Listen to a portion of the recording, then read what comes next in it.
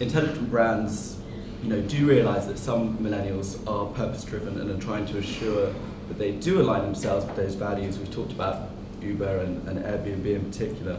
I suppose what I want to just touch upon for a moment is to think about what kind of values are important to millennials. If we're kind of almost going to put them into a hierarchy, or what are the key themes that we need to be thinking about. Obviously for me, it's climate change, which I think is if we don't actually act upon it now, we're going to have a four horsemen style apocalypse. But for other people, it could be inequality, it could be kind of social issues. So I'm just kind of interested in maybe kind of picking out the key touch points for what really drives us. I think it's the way you say things sometimes. I think with some brands, you might have a fantastic CSR, you might do all this stuff, but then I find something out of the company, like there's not that many women at the top, and no matter how much I love your product, I love that's something that doesn't sit right with me. So I'm still going to view you as an archaic company despite you being really innovative in the marketplace. So I think sometimes we think the things they're looking at aren't what they're looking at because we have this world of transparency. And I think when you think of like personal examples, I absolutely hate Dawn from American Apparel. I despise him with every beat in my body.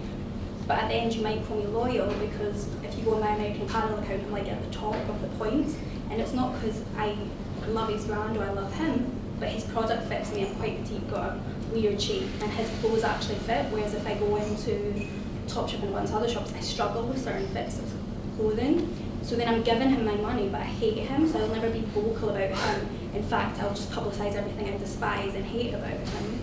But at the end of the day, he's still kind of getting my money, so that's when we kind of have a realistic approach. And until someone comes around and I'm constantly searching who invents the same sort of things he does, then I'm willing to leave.